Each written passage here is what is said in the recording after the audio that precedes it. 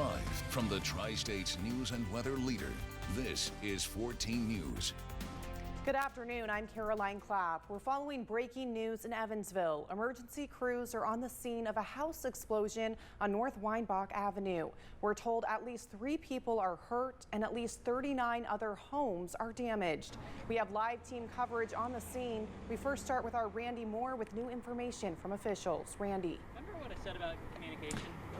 Yep. Hi, Caroline. Yeah, we're here on North Weinbach at Columbia. We are several blocks away from the scene of the explosion in the 1000 block of North Weinbach. They've kept us back this far because they were concerned early on about possible natural gas leaks. That's why we're here. But we have lots of video and lots of pictures to show you. But as you said, 3 people injured. Chief Mike Connolly told us just a few minutes ago that 2 of those people were inside the house where the explosion originated. They had blunt force trauma injuries. They were taken to the hospital.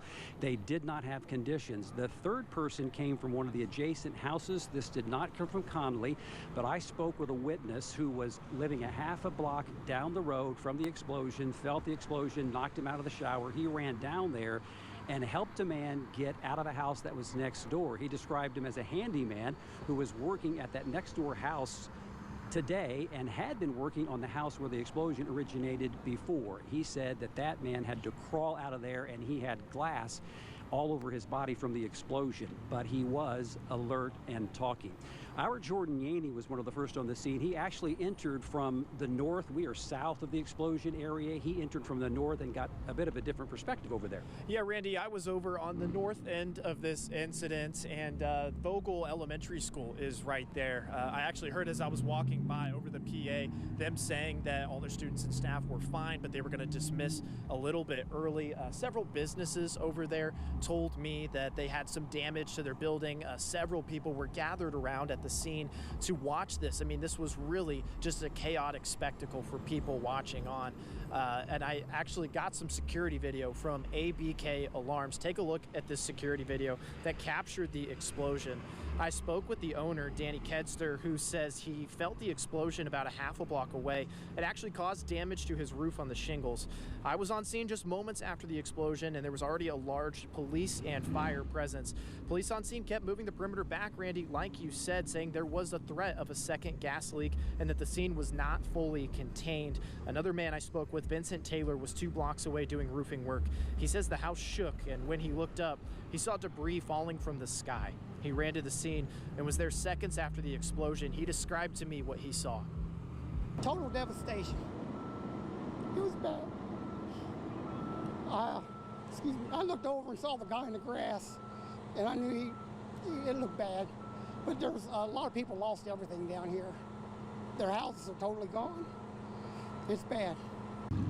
And Randy, the thing that sticks out there, the emotion in his voice. I mean, Vincent was there just moments after the debris still there. He shared pictures and video with me, and he says he used to be an EMT and he used to work with the fire department, so he felt like he should go to that scene, but the emotions overcame him afterwards when I was speaking with him. This was a very traumatic scene for a lot of people, Randy. There are numbers to go along with those emotions. Chief Connolly said 39 homes were damaged. We knew that homes in the vicinity were damaged. We had no idea it totaled up to 39, some severely damaged, others with minor damage. The American Red Cross showed up in the scene here about a half an hour ago. They're going to help those folks who have no place to sleep tonight. We don't know exactly how many that is or how many of the 39 involved people who are not going to be able to return to their homes tonight, but we got 39 homes damaged.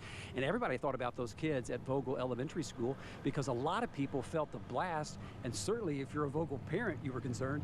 Sure. I mean, they're just a few blocks away north of this incident, and ABK Alarms is just down the street from them, and they felt the shaking inside, the lights shaking in there, so you could definitely feel it blocks away. And I did see an email from EVSC that said that no one was hurt or anything. So we're happy to know that they're safe, but there's still so much we don't know. I mean, the blast was so wide, Randy, that over here, Bernardo, I don't know if you could look over here.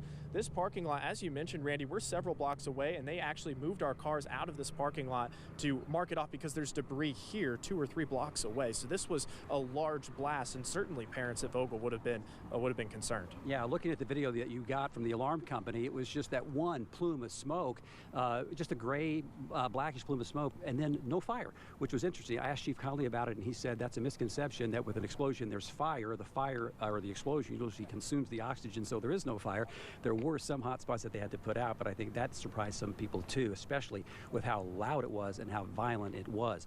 All right, Brady Williams was here too quickly after this explosion at 1 o'clock this afternoon, and if you're just joining us, 1 o'clock this afternoon, this explosion at 1000 block of North Weinbach Avenue. 3 people injured, 2 of them in the home where the explosion originated, another person injured in a nearby home. One eyewitness told me it was in the home next door, and it was a handyman doing work on that home and had been working on the home where the blast occurred. Brady Williams arrived on the scene too. We're going to go to him now. And Brady, what do you have for us? Well, Randy, I've been talking to plenty of people out here who have described it, and we'll actually show you that parking lot that Jordan was describing. That's where I was parked. There was debris all throughout there, and they're blocking off areas like that, and that's coming from all the way down the road here. There was stuff coming up out of the air and falling on here, and the folks in the area say that this was so big, it's caused a lot of panic in the neighborhood. People have described coming out and seeing the plume of smoke, and in some cases they had that debris raining on them like snow. They say their houses shook, and at first they were scared it might have been a bomb. When they went outside, half the neighborhood was in the street looking to see what happened and making sure everyone was okay. I spoke with Ashley Montgomery. She says she was at home with her baby and her husband over a block over on Hercules Avenue. She says they're very worried about their neighbors right now. It devastated me knowing that there was people inside, and it's very heartbreaking knowing that there may be people who have passed from this, and I'm just hoping that the people in the community and everybody, like even in the houses surrounding, are okay. And we are working to learn more about all of this. I've spoken with, or at least tried to get in touch with the Red Cross. We know that they're on scene. They've handed out some of these water bottles you see to first responders. We're also working to learn more about what's happened to everybody. They say that they're expecting another press conference at around 5 o'clock, so be sure to tune in. We're going to have more throughout this show as well. I'll send things back to you, Randy. All right, Brady, thanks a lot. Yeah, at 4:30, we will reset. We will update any information that we might gain between now and then. And Chief Mike Connolly with the Evansville Fire Department said, as I believe Brady just mentioned, that the next update from the Evansville Fire Department, along with the Evansville Police Department, will be coming up at 5 o'clock. Jordan, anything else? Okay. All right, that's it for now. Caroline, we'll see you in just a few minutes. Thank you very much, Randy. And we will also have updates on our website, 14news.com. Evansville police are investigating another murder. This one happened last night on East Mulberry Street near Kentucky Avenue. The coroner identified the man shot and killed as 35-year-old Ronald Eugene Eastwood Jr. Police say officers located Eastwood shot in the doorway of a home. Officers say they received information that there were possibly 2 suspects and at least one was wearing all black with a ski mask. If you have any information, call police. A shocking picture from the Owensboro Police Department. It shows more than 120 guns seized so far this year. We're told they have charged more than 20 juveniles and 30 adults in criminal cases involving firearms. These charges include murder and attempted murder of a police officer. Officers have also seen a jump in firearms theft reports, many times from unlocked cars. Scattered showers moving out of the tri-state. Most of the rain was centered over western Kentucky today, and even those showers now are starting to wane as we move into the evening hours. It's clear back to our north, and that drier air will continue to filter in through the afternoon and evening, leading us to sunshine tomorrow. You can see some of those light rain showers coming through downtown Evansville just after the lunch hour today, and then another little bout of rain at about 2 o'clock. After that, we have begun the drying process, and current temperatures are at 83. Feels like temperature of 87. Those are all manageable within limits. Temperatures tonight, we get cooler than we've been in quite some time, down to 67 degrees, and that means at the bus stop tomorrow morning, a cooler start and sunshine too, especially on that drive home. Davis County Public Schools had to push back the start of the school year. School officials say the delay was caused by a major software issue that disrupted information regarding their afternoon bus routes. Instead of starting school today, August 10th, they're hoping to get kids back in the classroom for the new year starting on Friday, August 12th. School officials say they had to send out a phone call to parents late Tuesday night because they realized the system was not going to be ready in time. Davis County Public Schools Superintendent Matt Robbins says he knows that this upset families, but he won't ever sacrifice the safety of students. Who wants to share bad news? That's never a fun thing to do, but at the end of the day, we would have had a worse outcome and more people upset, and justifiably so, had we gone. That really was more confirmed this morning even. We also spoke with disgruntled families and bus drivers who tell us they didn't find out there would not be school today until around 5 a.m. this morning. Davis County bus drivers gathered outside of the Transportation Department today at 2 to get their voices heard. You can hear from parents as well as those drivers ahead at 5 and 6.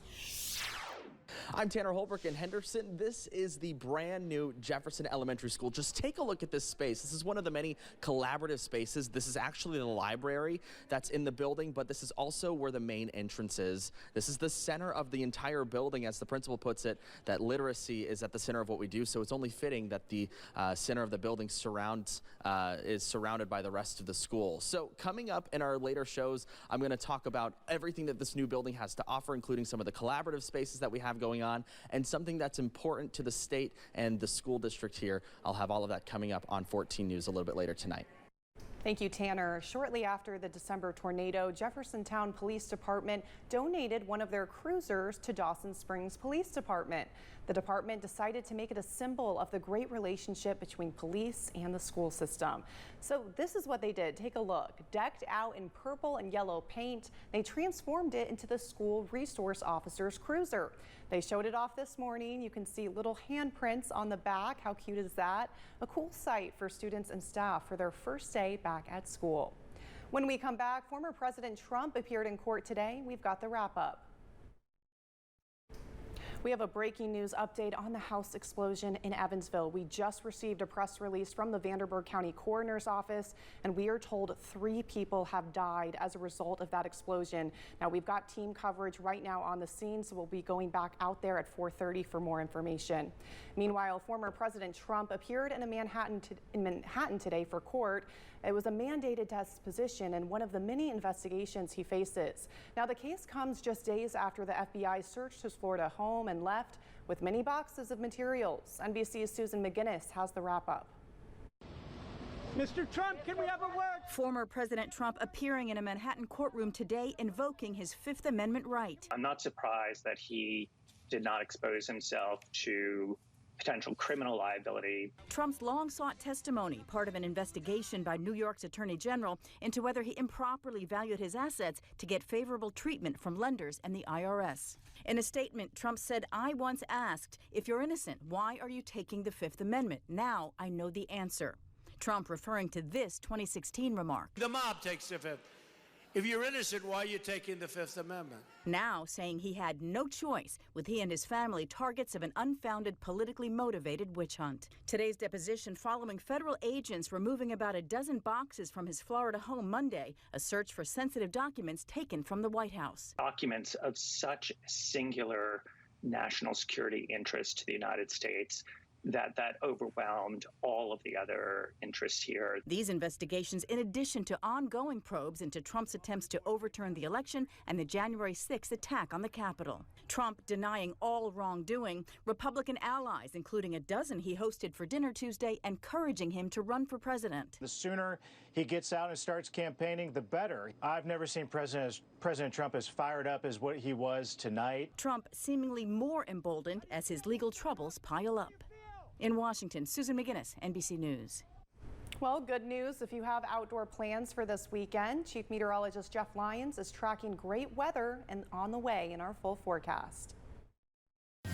The leader in tracking storms. Here's your 14 First Alert forecast.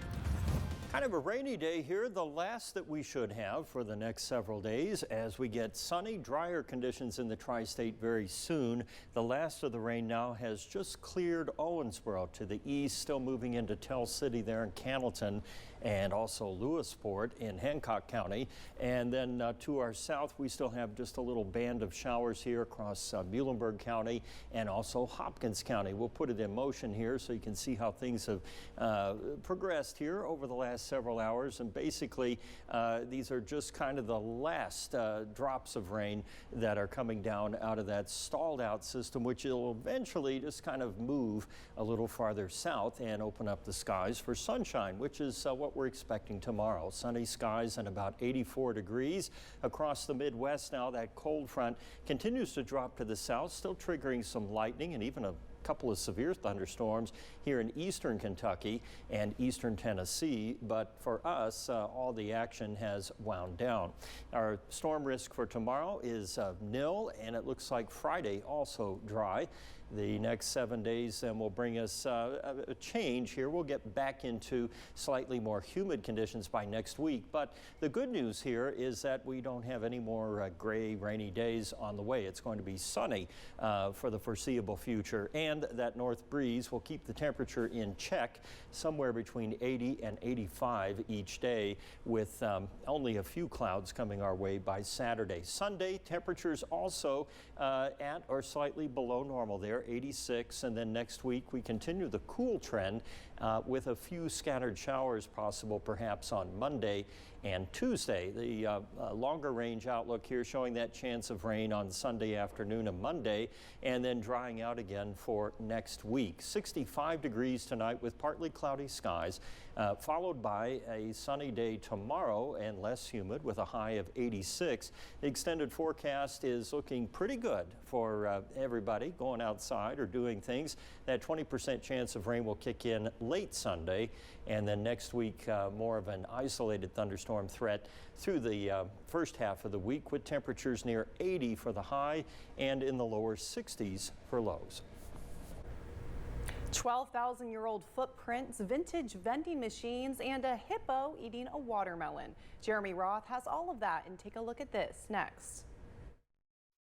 Coca-Cola has a new flavor, and the company says it tastes like the stuff of dreams. Coke is announcing Dream World, a drink inspired by the quote, playfulness and brightness of dreams. A company spokesperson said the drink adds a dash of vibrant flavors to the regular taste of Coke. Dream World is Coke's latest concept flavor. Previous ones have included Starlight, which was space flavored, and Bite, which was inspired by pixels. The new Dream-inspired Coke hit store shelves August 15th. And Sonic is offering hardcore pickle fans a sour but tasty deal. The fast food giant is bringing the pickle juice slush and its Big Dill cheeseburger back to its menu. The tangy drink, which debuted in 2018, is a combination of a salty dill pickle and a sweet slushie. Company officials say it became one of the most requested items from consumers on social media. The cheeseburger, meanwhile, comes with pickle fries. These pickle-licious items are only available from now through August 28th. I'm going to pass, but you enjoy if that's your thing. Well, a hungry zoo hippo is making headlines, and so is a desert discovery left over from the Ice Age. Here's Jeremy Roth. Scientists in Utah have discovered ancient footprints believed to be 12,000 years old, still preserved in a Utah riverbed. 88 fossilized bear footprints belonging to adults and children were found inadvertently by a pair of scientists on an unrelated study in the Utah Test and Training Range, a remote military testing area. Experts say this is only the second set of human tracks from the Ice Age ever to be identified in what is now the United States. The other discovery was in 2021 in White Sands National Park in New Mexico. Scientists say footprints record a specific type of evidence that can't be obtained from other fossil records, such as the size, numbers, and specific movements of ancient groups. A remote Japanese town is gaining fame thanks to leftovers from a bygone era. Sagamihara is home to a local business sporting more than 70 vintage vending machines, still slinging goodies and goods on the go. Most of the site's restored models are from the 70s and 80s and are regularly stocked fresh, serving everything from beverages to hamburgers to hot bowls of soup. But you can also find toys, batteries, and even camera film. Retro! For fans of speedy snacks and bizarre bric-a-brac, this place is Vintage Vending Machine Valhalla. Finally, speaking of snacking, watch a hippo at the San Antonio Zoo absolutely crush a large watermelon snack, literally and figuratively. There's no real news here, I just thought it was impressive. It's also exactly what I look like when I eat watermelon. For For Take a Look at This, I'm Jeremy Roth. You're watching the Tri-States News and Weather Leader. This is 14 News at 4. We continue to follow breaking news in Evansville, where crews are on scene of a massive house explosion. This happened just before 1 on North Weinbach Avenue. The coroner is now reporting the 3 people hurt in that explosion have died. No names have been released. Our live team coverage continues. We start with our Randy Moore, who is live on scene. Yeah, hi, Caroline. We were hoping for the best, but we knew the outcome could be terrible, and we just found out just a few minutes ago that it indeed is terrible. The 3 people, as you said, Caroline, who we reported as being injured, have now died. I just want to read the news release from the deputy coroner. At this time, there are 3 deaths reported to us that are the result of the explosion on North Weinbach Avenue. Notifications to next of kin are in the process when next of kin have been notified, and there are more details. This office will issue a new release. And as I said, it was 1 o'clock this afternoon with this explosion ripped this neighborhood on the north side of Evansville in the 1000 block of North Weinbach. We are back to where we were pushed back to earlier in the afternoon because of the potential for any kind of gas leaks. We are at North Weinbach and Columbia, but we're going to zoom down onto that scene the best we can. It's way off in the distance, and what you're seeing right there is not the actual house that exploded. It's in the street. The house is off to the left. But you can see, I believe, and you'll see it better through the zoom lens than I can see it with my bare eyes, but you'll be able to see some of the debris in the street. And so they're still working that, and they're making those kinds of collections. The chief told us that ATF is on the scene. That's standard in the case of an explosion. But there's a lot of investigation to be done. You're taking a look at some of the other pictures that we got and that were sent into us of the scene of the explosion. That house just pancaked, and it just was flattened, and then other homes in the vicinity were also damaged, many homes. Jordan Yaney was actually at the EPD when the call came in, and so he essentially rushed out there at the same time that the police rushed here. Yeah, Randy, I was set up to talk to Sergeant Anna Gray about something else, a homicide on Mulberry Street that happened yesterday. And right as I pulled into EPD, she texted me that they were heading out here for a house explosion, so I followed. Right now we are on Weinbach and Columbia on the south end of this, but I was originally on the north end, and there was a lot of commotion out there with people gathering. I don't think I've ever seen more people on the streets of Weinbach walking towards this accident just to see what was happening. And I was on scene just moments after police arrived. There was already a large police and fire presence. Police on scene kept moving the perimeter further back, saying there was a second gas leak and the scene was not fully contained. Vogel Elementary School is just a few blocks away from where this happened, and when I walked by, I heard someone over the intercom talking about how they would be dismissing early today. Fortunately, I'm told all students and staff are safe and were unharmed. They were trying to work out the bus arrangements for the afternoon, but they did say they released around 2:45. The security footage you saw of the explosion came from ABK Alarms. Owner Danny Kester says he could feel the explosion in his building. They were forced to close early for the day. Not only could he feel it, but he went outside and saw the immediate aftermath of this explosion. My initial reaction was someone has crashed into one of the buildings that was that large. I immediately went outside and seen the debris a little over half a block away. That explosion on the house actually ripped equipment shingles and soffits off of our buildings. And Randy, that business was about a block and a half away, and they actually had some damage to their roof, as you saw in that video and as he mentioned. So this was quite a large explosion that could be felt. All right, Jordan, stick around. I want to talk to you. Got a few more questions for you, but right now, Brady Williams is on the other side of the street. In fact, we are way back here. We're several blocks back, but even in this area, there is evidence of this massive explosion today. Here's Brady Williams. Yeah, Randy, you heard Jordan describe that there were houses blocks away with damage to the roofs. We know that 39 different homes have been affected by this. They have some kind of damage. They're still working to find out how many of those homes are going to be displaced family situations. Now, I've spoken with several people who were all the way down here, which is about a third of a mile from the blast, even further away, who have said how they've had to deal with how sudden this explosion actually was. Now, people were at home with children and had to deal with the panic of hearing what they thought might have been a bomb. At different places of business, the shelves and windows were shaking, and just about everyone on the street here went outside to see what happened. I spoke with Max Walter, who works right here at Signs Now, which is right by where Jordan and Randy are at. He says it was absolute chaos outside. But then we walked outside and there's this huge plume of smoke coming up from about 4 or 5 houses down the way. Then there was debris and insulation falling on us, like snow, and then about 30 seconds in, it was the sirens and the ambulance and fire, all the first responders were coming in. And now we're going to stay out here and we're going to be looking to learn more about the cause of this, obviously. I also just overheard that the American Red Cross is actually staged just down the street here, so I'm going to go try to talk with them. We've also seen several different families be able to go back now and check out their homes and talk to loved ones. You can see people are starting to come home, so we'll try to talk to them as soon as this opens up a bit more or as someone comes by. That's all I've got for now, but we're going to be out here trying to learn more for most of the night, so we'll send things back over to Randy and Jordan.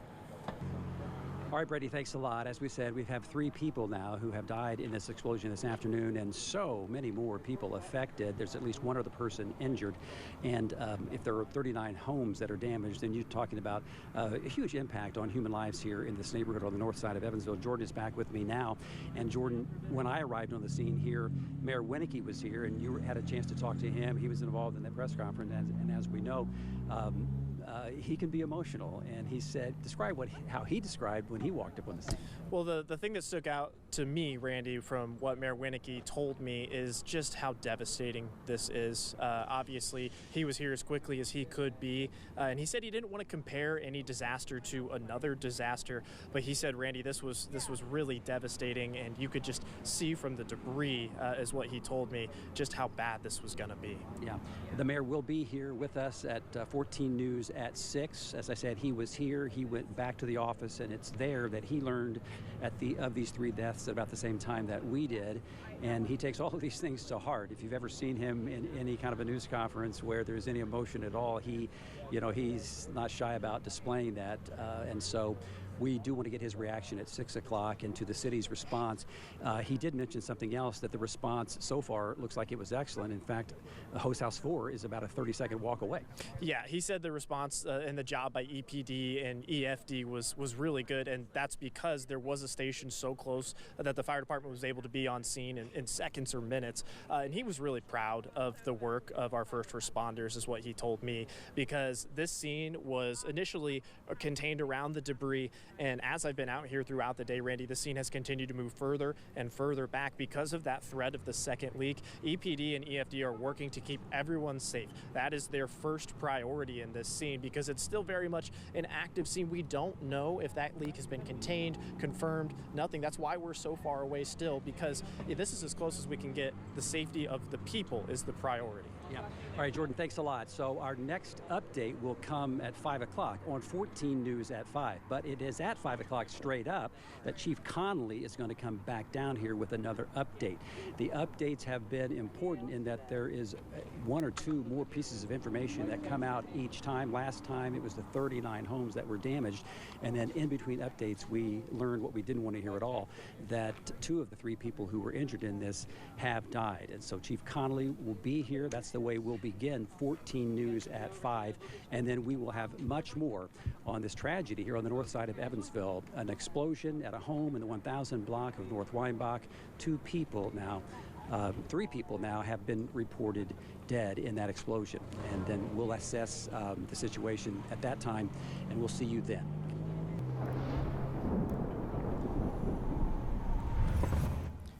All right, and we have rain moving out of the tri-state now. Still a few showers in western Kentucky, but for the most part, we are done with rain for the time being. Some of those showers now around Tell City, Patesville, and the east side of Owensboro. Still looking a little damp there on our weather camera in Owensboro at this time, where the temperature is at 75 degrees, so that rain and northerly wind has cooled things down. The muggy meter still at 70, although it's not really stifling because the temperature has dropped. Temps around western Kentucky now in the lower 80s, 75 at Owensboro. The cool spot at the bus stop tomorrow, we will start in the middle 60s with sunshine and mid 80s on the ride home.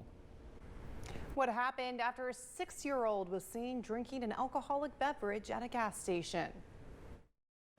An Ohio woman is in custody after a 6-year-old boy was seen drinking alcohol twice in one day. One of those times was caught on gas station security video. Karen Johnson reports. At first glance, this looks like any other kid roaming a gas station aisle. He takes a swig of his drink in one hand and carries snacks in the other. Take a closer look, and you could see this 6-year-old's blue drink is a Smirnoff Ice. Olivia Eversole was working at the Hanover Township Marathon Friday night and spotted the little boy after he hopped out of this car. And he's drinking a beer in the parking lot. And well, my coworker was like, "Is he drinking a beer?" And I look and I was like, "Oh, he is." The child even offered some to a customer, employees said. So I opened the door and I said, "Do you know that you're drinking a beer?" And he said, "Yep, this is me and my mommy's favorite beer. We drink it all the time." So I just I knew, like, give me my phone, I'm calling 911. Eversole tried to keep the child occupied until deputies arrived. And I said, "You go shopping, get whatever you want, I'll buy it." The boy ran to the car, returned without the drink, and started putting items on the counter. And he got donuts, some candy, and some toothpaste and mouthwash, and said he was super excited to use it. When deputies arrived, the woman in the car, later identified as Victoria Hampton, reportedly said it was an accident. They left. Deputies then went to her home nearby on Lakeside Drive, where, according to a police report, they found the same child on a scooter in the middle of the road with another Smirnoff in his hand. Hampton was arrested. I just wanted to take him home. I was like, "I'll take care of you," just because it's not his fault. It hurt my feelings really bad. Court records state the child was in Hampton's care, but it's not clear if she is the child's mother. Her bond was set at $2,000. Spotty showers across the tri-state today. Chief Meteorologist Jeff Lyons is working on our forecast. After a car crash, the big insurance companies will try to downplay your case. They say things like, "It's only a fender bender," or "It's just a herniated disc." I worry that some law firms fall for this BS. Not us. There's only one Morgan & Morgan. The 2 for $6 double rally burger with cheese deal. Go ahead, we double beef dare you. Get twice the burgers with double the juicy beef for just $6 of your hard-earned dollars. Plus small fries and a 20-ounce drink for just $3 more. The 2 for $6 double rally burger with cheese deal. Get rallies delivered through our rewards app. This is where every ninja wants to be. National finals, baby. What? One-handed! And look at this! He just did a flip trying to kill me up here, man! American Ninja Warrior, Monday on NBC. We're live, and it's going to be really competitive. It's the best of the best. The stakes are sky high. This is your dream. AGT Live, Tuesday and Wednesday on NBC. Bathfitter doesn't just fit your bath. We fit your life. When a normal day is anything but normal, we fit your schedule with our unique tub-over-tub process installed in as little as a day. When high quality is the only quality that matters, we fit your standards with a lifetime guarantee. Bathfitter. It just fits. Now, with $600 off a complete bath system, it fits your budget too. We've never had a promotion this big, so call or click now. It's time to trade in and trade up at Henderson Chevrolet Buick GMC. Get 0% for up to 60 months, plus make no payments for 90 days on select new SUVs. New vehicles are arriving daily and they're selling fast because we sell them fair with no pricing above MSRP. We always offer more for your trade, and if you're looking to sell your vehicle, we'll buy it for cash on the spot. Find new roads or cross that money-saving bridge to trade in and trade up at Henderson Chevrolet Buick GMC. Thinking Tempur-Pedic? Think People's Furniture and Mattress Outlet. And here's why. Try all 12 models and 3 adjustable power bases in one location. Get $300 in free gifts with any Tempur-Pedic mattress set. Get up to 48 months interest-free financing and payments as low as $48 per month. Let our trained staff help you select the perfect mattress. Only at People's Furniture. People's Furniture, Mattress Outlets. How easy can it get?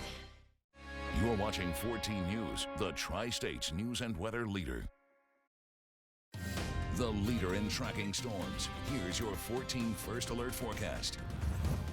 We've had off and on rain all day today. It finally is winding down over western Kentucky. The last of the showers should be out of here by about 8, 9 o'clock tonight. And you can see it's kind of overcast there in Owensboro. We just had a shower that came up the river and moved out. The temperature stands at 75 degrees. And with winds out of the north now, we will start knocking the humidity down such that our low tomorrow morning drops into the 60s. That hasn't happened in about a week. We've only managed to get down to about 70 to 75 each night, which, by the way, is very warm. It typically should get down to about 68 or so in the evenings or in the overnight lows. Tomorrow we hit 84 during the afternoon. It will be sunny as that dry air continues to spin in here from the north. The last of the thunderstorms and showers will continue to move down here into Tennessee, northern Mississippi, Alabama, and Georgia. A couple severe thunderstorms a little farther south, but that will have no bearing on our forecast. Let's look ahead here, starting with late tonight, and you see that northwesterly wind taking over, and you will notice the air will be much more comfortable tomorrow, a comfortable feeling, not as close out there as we knock the humidity down, and not as many degrees either, with highs only in the low to mid 80s. There won't be a heat index tomorrow. It'll feel exactly like whatever the temperature turns out to be. Friday, the same thing. We are clear through the day, no rain chance at all, and even Saturday will be dry. By the time we finish up the weekend, however, we have a slight chance for some rain to move in from the north. But again, we're just looking mainly at scattered showers out there and nothing more than that. Next week starts out dry, but we may add some rain to the till by Wednesday, Thursday, and Friday. So 65 degrees for the low tonight and 86 for the high tomorrow. Much less humid out there, plenty of sunshine too. On the 7-day forecast, no chance for rain through Saturday. Sunday, only scattered or isolated showers and maybe a chance of those into the early part of next week. A little longer look ahead here shows we're in for some cooler than normal temperatures up through the 20th of August, and at the same time drier than normal too. So that translates to not as much rain, and of course temperatures below the normal high for this time of the year, which usually runs around 88 degrees. Thank you, Jeff. A semi-truck carrying thousands of cans of beer crashed on a Kentucky interstate. This was near Louisville. Police say the truck was coming from the Interstate 71 ramp when it overturned. No one was hurt in the accident, but the truck's entire cargo of Bud Light spilled out onto the highway. As you can imagine, traffic was delayed as crews worked to clear up that scene. Red Lobster finds another crustacean of a different color, and this one won't become someone's dinner. The restaurant chain says it discovered a second orange lobster. Now, orange lobsters are very rare, about 1 out of every 30 million, and the seafood chain says it has found 2 in the last month. An official with Ripley's Aquarium says lobsters get their coloring from foods they eat, and these 2 orange lobsters were found in the same part of Mississippi. Red Lobster named the 2 Cheddar and Biscuit after their favorite non-fishy side dish. Biscuit is expected to be on display at Ripley's Aquarium. A scary moment at a kid's baseball game turned into a heartwarming one. We've got the video next. Now to a moment on the diamond that's going viral. It's between opposing players and a Little League tournament. Some proof that sportsmanship is still alive, even when the stakes are high. We could all learn a little something from these two. NBC's Gadi Schwartz with the inspirational moment on the field. Oh, look out. A heart-stopping moment at bat during a playoff game, becoming a heartwarming display of sportsmanship. It started when a fastball from Pearland, Texas pitcher Caden Shelton hit the batter, Tulsa's Isaiah Jarvis, in the side of the head. Jarvis dropping to the ground in pain. I was shooken up because I've never been hit with a ball that hard. But to the relief of players and fans, recovering quickly. Wow, that is a tough kid right there. Meanwhile, pitcher Caden Shelton visibly shaken on the mound. Then an unexpected curveball, a touching moment between opponents. Jarvis striding over to the upset pitcher and folding him in a hug. This is really cool. Hey, bro. I wanted to make sure he was all right, and I wanted to make sure he knew that I was all right. We felt bad for each other. I felt bad for hating him, and he felt bad for when I was crying, and he came and hugged me and made me feel better. The crowd giving a standing ovation. This is the best thing that I've ever seen in Little League Baseball. I was sick to my stomach. To be completely honest, I was sick to my stomach. When he started walking towards Caden, the things that he said to Caden and the way that he hugged him, Isaiah, you are a great kid. You're amazing. Parents' worries turning to pride. I'm a college baseball coach, and it is a high-stakes game, and obviously it's a win or go home. And in that moment, that was what came out of him was to be a good person. Just overwhelmed with pride for him. Ripped, caught! But of course, the game must go on. Pearland beating Tulsa, now headed to the Little League World Series. But in that one moment, sportsmanship more golden than a trophy, and a new friendship the players say will endure. You guys met a few days ago. You think the friendship's going to stay alive? Yeah, I think so. Good luck, Pearland. Go get them.